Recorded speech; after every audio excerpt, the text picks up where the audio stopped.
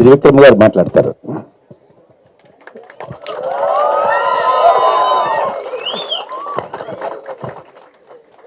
అందరికీ నమస్కారం. వేదిక పైన ఉన్న పెద్దలు, గౌరవనీయులు, ముందుగా చంద్రశేఖర్ రెడ్డి గారికి నమస్కారం. నేను ఆయన పేర్లు మామూలుగా కాలం చివరిలో చూడడమే తప్పితే చాలాసార్లు ఇదే మొదటిసారి ఆయన కలవటం. నమస్కారం సార్. అండ్ ఎంఎస్కో విజయ్ కుమార్ గారికి, నేను భీమవరంలో ఉన్నప్పుడు పుస్తకాల వెనకాల ఉన్న పబ్లికేషన్ కంపెనీ అంటే సినిమా కంపెనీ లాగా, అంటే ఒక రకంగా చెప్పాలంటే సినిమాలకు సంబంధించి విజయవాహిని ఎలాగో పుస్తకాలకు సంబంధించి ఎంఎస్కో అలాగే. సో అలాంటి విజయ్ కుమార్ గారిని కలవడం చాలా చాలా చాలా ఆనందంగా ఉంది. నమస్కారం సార్, కృతజ్ఞతలు. మీతో మంచి సమయం గడపగలిగాను. అండ్ మిత్రులు కృష్ణ కౌండిన్య గారికి, అండ్ మాకు చాలా ఆత్మీయులు, నా భార్య ద్వారా పరిచయం మా కుటుంబ సభ్యుల్లో ఒకరైపోయిన మావిడి హరికృష్ణ గారికి. ఆయన ఏంటంటే మనం ఇందాక జేజేగా చెప్పినట్టు నిలువెత్తు తెలంగాణ ఆత్మీయత ఏంటంటే హరికృష్ణ గారే. అంటే మీరు ఏది అడగండి కడుపులోంచి అన్నం తీసి పెడతారంటారు చూసారా, అలాగా ఏది అడిగినా అది ఆయన ఏమంటారు దాన్ని ఇంకో చోటకి వెళ్ళినా సరే తీసుకొచ్చి మన కోసం చేసి పెట్టేంత మనసున్న వ్యక్తి. సో సహజంగా అదే జరుగుతుంది కాబట్టి సో వారికి, మిగతా పెద్దలందరికీ నా నమస్కారాలు. అండ్ అన్నిటికంటే ఇక్కడికి రావటానికి ముఖ్యమైన కారణం జయదేవ్. ఏంటంటే నాకు ఎప్పుడూ నేను అతడు సినిమా తీస్తున్న రోజుల్లో నాకు మద్రాసులో పరిచయం. అప్పుడు ఇండియా టుడేలో పనిచేసేవాడు. సో ఇండియా టుడేలో అతను రాసిన కాలం చివరిలో ఉన్న అతని పేరు చూసి నాకు ఇతను ఎవరో బాగా రాస్తున్నారు అని చెప్పి అతనంటే ఇష్టం ఉండేది. సో మీ ఇద్దరు అక్కడ కలిసిన తర్వాత ఓకే ఇతనే రాసే జయదేవ్ అని తెలిసిన తర్వాత ఇద్దరి మధ్య స్నేహం మొదలైంది. ఆ స్నేహం ఇన్ని సంవత్సరాలుగా ఇంకా నడుస్తూనే ఉంది. సో దానికి అతని సాహిత్యం కానీ నా సినిమాలు కానీ రెండు పెద్దగా అర్థం కాలేదు. ఏమంటారు దాన్ని ఎంతో కొంత ఉపయోగపడ్డాయి తప్ప ఏమైనా అవసరమైతే గీతే. కానీ అతను నా గురించి 2-3 చెడ్డ రివ్యూలు రాశాడు. అది అతని మీద నేను తర్వాత మాట్లాడతాను నా సినిమాల గురించి. సో నాకు ఈ పుస్తకం ఇప్పటికి నేను 200 పేజీలే చదివాను. వీళ్ళిద్దరిని చూస్తే భయం వేసింది. వీళ్ళు మొత్తం చంద్రశేఖర్ రెడ్డి గారు అంటే వీటి కాబట్టి చదివి ఉండొచ్చు, కానీ వీళ్ళిద్దరు కింద నుంచి పైదాకా చదివేశారు. ఇంకా వీళ్ళిద్దరూ మాట్లాడిన తర్వాత నాకు అనిపించింది ఏంటంటే నేను 1931లో ఆలమ్మారా తీశారు, 34లో భక్త ప్రహ్లాద్ తీశారు, మధ్యలోనే కాళిదాస అనే తొలి తమిళ టాకీ తీశారు. నేను మాట్లాడదలుచుకోలేదు, ఎందుకంటే నేను పోటీగా ఉండే ఏరియాలో గంటరాను నేను. సో అందుకని నేను పోటీ లేని ఇంకో ఏరియాలో గంటరాను. ఏంటంటే ఈ పుస్తకం చదువుతుంటే బేసిక్గా ఫస్ట్ రీల్ కథకి మొదటి వాక్యాలు చాలా ఇంపార్టెంట్ అని చెప్తారు ఎవరైనా కానీ.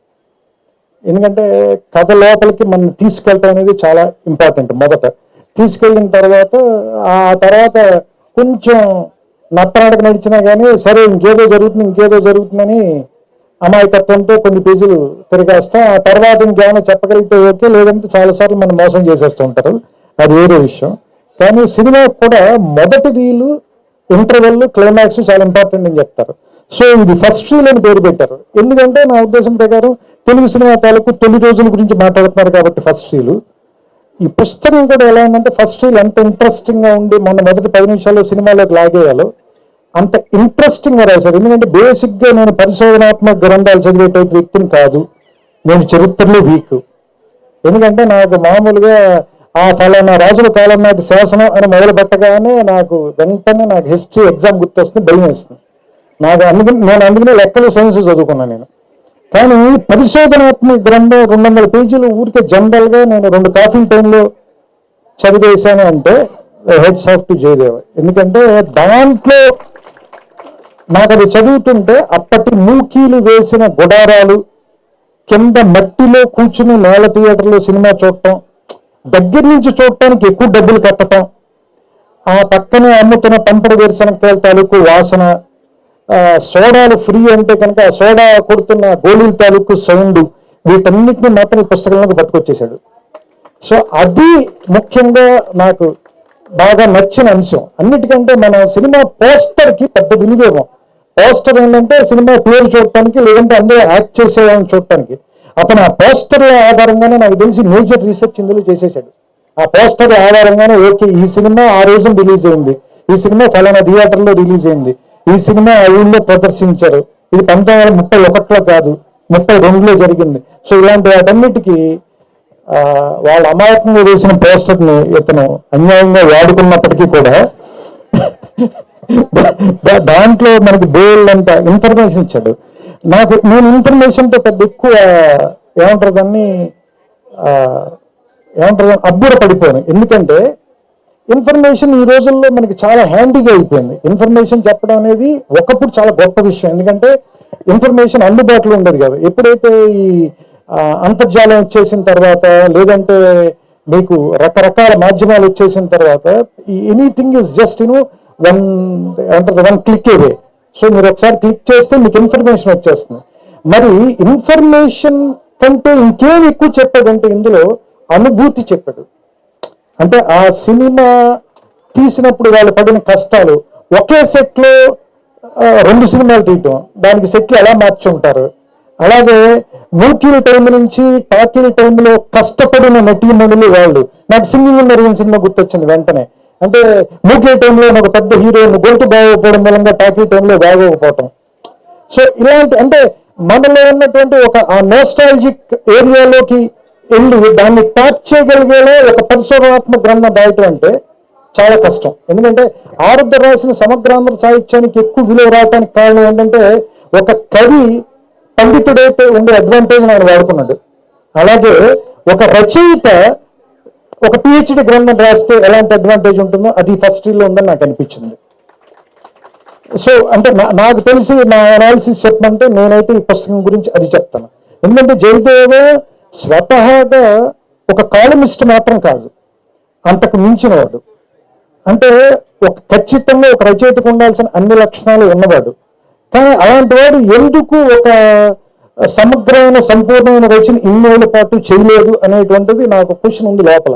ఎందుకంటే అతను ఏదైనా ఒక విషయాన్ని అతను ఆవిష్కరించే విధానం కానీ, లేదంటే అతను మాట్లాడే విధానం కానీ చాలా ఆథెంటిక్గా ఉండదు. హరికృష్ణ గారు చెప్పినట్టు చాలా ఆథెంటిక్గా చెప్పగలడు ఒక విషయాన్ని.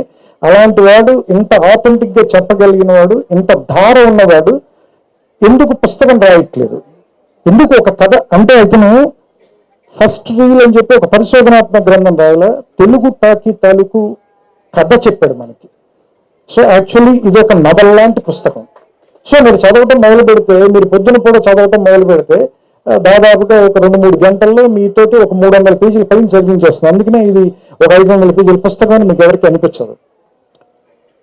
సో చాలా స్వాభావికంగా అతనిలో ఉన్నటువంటి రచయిత తాలూకు లక్షణాలు బేసిక్గా వాళ్ళ ఫాదర్ టైం నుంచి, రెంటాల గోపాలకృష్ణ గారి టైం నుంచి ఉన్నవన్నీ, అలాగే వాళ్ళ అక్కగారు రచయిత్రి. సో ఆవిడ రాసిన పుస్తకం కూడా చదివాను నేను. ఆవిడ కూడా ఒక పుస్తకం ఇచ్చారు. వీళ్ళందరూ రాశారు, కానీ ఇతను ఎందుకు రాయట్లేదు అనేటువంటి క్వశ్చన్ నేను అడగలేదు. ఎందుకంటే నేను ఎప్పుడు ఎవరిని ఎందుకు రాయట్లేదు అని అడగను. ఎందుకంటే నన్ను కూడా వాళ్ళు ఎదురు అడుగుతారండి.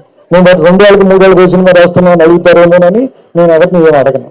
సో అందుకని ఒక రచయితకు ఉండే బద్ధకం ఇంకొక రచయితని గుర్తుపట్టగలరు కాబట్టి నాకు అతనుకున్న బద్ధకం నాకు తెలుసు. సో అయితే బద్ధకం కంటే కూడా ఏంటంటే భయం. మనం చెప్పే విషయం ఖచ్చితంగా బాగా చెప్పి తీరాలి, అందులో తప్పులు ఉండకూడదు అనేటువంటి భయం ఎక్కువ. తరచి చూసుకునే చాదస్తం మేబీ పరిశోధన చేసే ప్రతి వారికి ఉంటుంది అనుకుంటాను. రచయితకు కొంత అజ్ఞానం అవసరం జయదేవ. అందుకని కొంత అజ్ఞానంతో ఎక్కువ పుస్తకాలు రాయాలని మనస్ఫూర్తిగా కోరుకుంటున్నాను. ఎందుకంటే అజ్ఞానంతో ఉన్న వాళ్ళే ధైర్యంగా ఏదైనా చెప్పగలరు. ఇప్పుడు చూడండి, నేను అంత ధైర్యంగా మాట్లాడుతున్న పుస్తకం 200 పేజీలు చదివి 600 పేజీలు చదివిన వాళ్ళ మాట్లాడుతున్నాను చూసే, ఎక్కడ పుస్తకం లోతుల్లోకి వెళ్ళకుండా, అది తెలియటట్లండి, అట్లా ఉండాలి. సో అందుకని జయదేవ్ గురించి ఇంకా చెప్పాలంటే, నాకు సినిమాలంటే అంత పిచ్చున్నవాడిని నేను చూడాల. అంత పిచ్చున్న ఒక కాలమిస్ట్ని కానీ రివ్యూ చేసేవాడిని కూడా చూడాల. నేను ఇంకా ఎప్పుడైనా బద్దకించి పొద్దున్నే లేవలేక, లేదంటే ఇంట్లో బాగా సినిమాకి వెళ్ళడం మానేస్తున్నాను. కానీ అతను నాకు ఎట్టి పరిస్థితుల్లోనూ ప్రతి శుక్రవారం 2 to 3 మధ్యలో ఫోన్ కాల్ వస్తుంది. అతనిదిను ఏమంటారు దాన్ని, వేణుగోపాల్ది. ఎందుకంటే వీళ్ళిద్దరు ఆ థియేటర్లో ఉండి ఖచ్చితంగా సినిమా చూసే ఫోన్ చేస్తారు నాకు. అంటే వీళ్ళకున్నంత ఆ సినిమా మీద ఉన్న ప్రేమ, విపరీతమైన అనువాదం. అలాంటి వాళ్ళు సినిమా గురించి రాస్తే ఎంత ఆథెంటిక్గా ఉంటుందో ప్రూవ్ చేశాడు జయదేవ్. అండ్ ఇతని దగ్గర నుంచి నేను కోరుకునేది ఏంటంటే ఇంకా చాలా గొప్ప సినిమాల తాలూకు రివ్యూలు కానీ, లేదంటే విమర్శనాత్మక గ్రంథాలు కానీ, లేదంటే సినిమాల మీద అతని అభిప్రాయాలు కూడా, అతనిదైన అభిప్రాయాలు అవన్నీ రైట్ అవ్వాలని కూడా నేను కోరుకోవట్లా. తప్పైనా పర్లేదు, కానీ కొన్ని తప్పులు కూడా గొప్పగా చెప్పేవాళ్ళు కావాలి మనకి. మనకి వెస్ట్రన్ సాహిత్యంలో చాలా ఉంటాయి అలాంటివి. ఏది చాలా వైల్డ్గా చెప్పగలుగుతారు హిస్టరీని కానీ, లేదంటే పరిశోధనాత్మక విషయాలు కానీ. అలా చెప్పే రచనలు మన తెలుగులో లేదని నా ఫీలింగ్. సో అలాంటి పుస్తకాలు ఎన్నో రాయగలిగినవాడు. ఎందుకంటే ములపూడి వెంకటరమణ గారు తోడుకోడల గురించి రివ్యూ రాయమంటే నినాదించ ముందు కాస్త నిదానించమందు అని రాసే హెడ్డింగ్ ఎంత అందంగా పెట్టారు చూడండి. అందులో చివరిలోకి వచ్చేసరికి సడన్ గా ఏమంటారు, దాన్ని సమిష్టి వ్యవసాయం, వ్యక్తి వ్యవసాయం గురించి మాట్లాడతారు. ఈ సినిమాకి దానికి కథానికి సంబంధం ఏమైనా సినిమా పేరు మీద తోడుకోడలు పెట్టావు నువ్వు, అందుకని ఏదైనా నినాదం చేసేందుకు కాస్త నిదానంగా ఉండేవాడిని. ఎంత చక్కటి చొరకేశాడు చూడండి. అంటే విమర్శ కూడా అంత అందంగా చెప్పగలిగిన ఆయన కూడా సినిమా రంగం మింగేసింది అనుకోండి, అది వేరే విషయం. సో అందుకని జయదేవ్ కూడా సినిమా రచయిత అయ్యేలోపు ఇంకో కొన్ని పుస్తకాలు రాస్తే కనుక తర్వాత ఆటోమేటిక్గా ఎలాగే మింగేస్తాం కాబట్టి సో అలాంటి ఇంకా ఎక్కువ పుస్తకాలు రాయాలని, ఎక్కువ సమయాన్ని పుస్తకాలు రాయటంలో కూడా గడపాలని. ఎందుకంటే ఈ రికార్డు కూడా, ఎందుకంటే చరిత్ర గురించి మీలాంటి వాళ్ళు మాట్లాడుతున్నప్పుడు మీలాంటి వాళ్ళ చరిత్ర తర్వాత వాళ్ళు కూడా తెలుసుకోవటం చాలా అవసరం. అది పుస్తకాల ద్వారానే సాధ్యం అవుతుందని. సో అందుకని ఈ పుస్తకాలు జరిగే చోట, ఈ పుస్తకాలు అందరూ కొనుక్కునే చోట మాట్లాడడం అంటే, ఇంతమంది జనాలు పుస్తకాలు కొనుక్కోవటానికి రావటం, పుస్తకాల గురించి మాట్లాడుకోవటం అంటేనే ఇది ఒక 9-10 గంటగా మనం మాట్లాడుకోవచ్చు. సో దీన్ని, ఈ ట్రెడిషన్ని ఇంకా ఇంకా ఇంకా ముందుకు నడపడానికి వీలైన నేను జయదేవ్ని ఈ స్టేజ్ ద్వారా నేనేం కోరుతున్నానంటే, నా లైబ్రరీలో ఒక హారిజాంటల్ నిండిపోయే పుస్తకాలన్నీ మీరు రాయాలని. సో విజయ్ కుమార్ గారు ఎదుర్కొన్న మీకు హెచ్చరిక పంపిస్తూ, నాకు ఇష్టమైన మరి కవి అఫ్సర్ గారు కూడా ఇక్కడే ఉన్నారు. సో ఆయన ఇప్పుడు జస్ట్ ఈ పుస్తకం ఊరికే ఓపెన్ చేస్తే అందులో ఆత్మహత్య తప్పించుకున్నవాడు ఒకటి కనిపించింది. నాకు సడన్ గారు చూడగానే నాకు అనిపించినట్టు వెంటనే వాడేస్తున్నాను అనుకోకండి మీరు. వాళ్ళ అక్క చేత హత్య తప్పించుకున్నవాడు జయదేవ. ఎందుకంటే ఆవిడ బెదిరించి మరీ పుస్తకం రాయించింది కాబట్టి వాళ్ళ సోదరి మన ఇద్దరి చేత హత్య కాపాడకుండా తప్పించుకున్నారు. జయదేవకి ఈ పుస్తకం ఆ విలువను కూడా ఇచ్చింది, ఆ గౌరవాన్ని కూడా ఇచ్చింది. సో ఈ పుస్తకాన్ని మిగతా 300 పేజీలు చదివిన తర్వాత కొన్ని బాగోలేని విషయాలు కూడా నేను చెప్పాలని కోరుకుంటూ, ఎందుకంటే అతను ఆ సినిమా గురించి చెప్తూ ఉంటాడు కాబట్టి మన కక్ష తీర్చుకునే అవకాశాలు తక్కువగా వస్తాయి. అందుకని ఎవరినైనా కూడా కథ చెప్పాలని మనం ప్రోత్సహించాలి. ఎందుకంటే వాళ్ళ కథ చెప్పినప్పుడు మనం జడ్జి అవచ్చు, వాళ్ళు లాయర్ అవుతారు. ఎందుకంటే ఇప్పుడు సినిమా తీసేటప్పుడు లాయర్ని మీరు అందరూ జడ్జిలు కదా.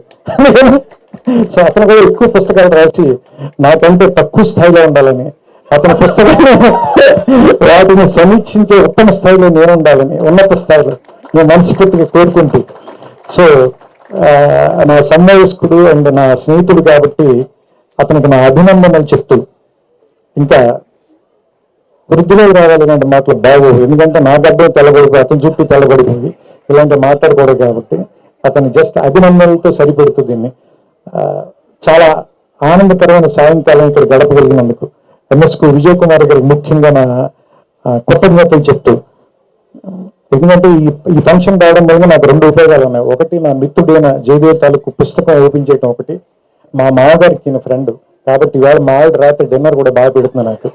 సో అందుకని అన్ని రకాలుగాను కూడా ఇవాళ నాకు వర్కౌట్ అయినటువంటి సాయంత్రంగా దీన్ని భావిస్తూ, ఇంతసేపు ఓపికగా మీరందరూ కూర్చున్నందుకు మీ అందరికీ కూడా నా శుభాకాంక్షలు. వెళ్ళేటప్పుడు అందరూ సరదాగా ఒక పుస్తకం కొనండి, వీలుంటే దాన్ని చదవండి. కొంచెం లావు పుస్తకం అయితే తల కిందనే పెట్టుకు పడుకోండి. నమస్కారం, శుభ సాయంత్రం.